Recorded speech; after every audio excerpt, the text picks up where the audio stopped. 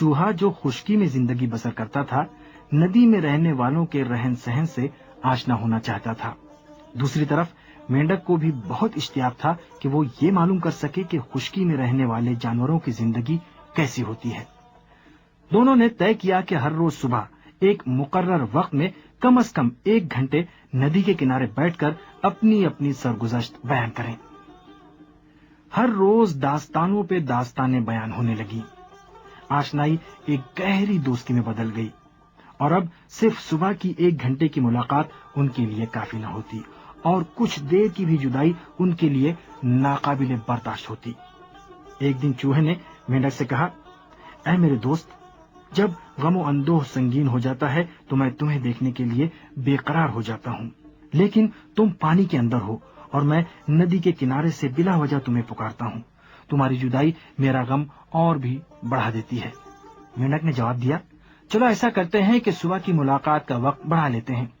چوہے نے کہا، تم میرا سکون دل ہو، اس سے زیادہ ہم ایک دوسرے سے جدا نہیں رہ سکتے۔ صبح کی ملاقات بھی ایسا لگتا ہے کہ روز بروز مختصر ہوتی جا رہی ہے۔ مینڈک نے پوچھا، میرے پیارے دوست، چارے کار کیا ہے؟ تم خشکی میں زندگی بسر کرتے ہو اور میں پانی میں۔ چوہے نے فوراً کہا، چلو ایسا کرتے ہیں کہ جب بھی ضروری ہو ایک دوسرے کو بلا لیا کریں۔ ہم دونوں آپس میں ایک دوسرے کو بڑی رسی سے باندھ لیں۔ جب میں رسی کو کھینچوں تو تم سمجھ جاؤ کہ میں تمہیں پکار رہا ہوں۔ مینڈک دل سے اس پیشکش پر راضی نہیں تھا، کیونکہ جانتا تھا کہ ایسا کرنے سے بہت خطرہ ہے، لیکن چوہا مسلسل اصرار کیے جا رہا تھا، اور مینڈک نے بھی محض اس لیے کہ دوست کا دل نہ ٹوٹے مجبوراً چوہے کی بات مان لی۔ دونوں نے ایک دوسرے کو ایک ہی رسی سے، جو نسبتاً بڑی تھی، باندھ لیا۔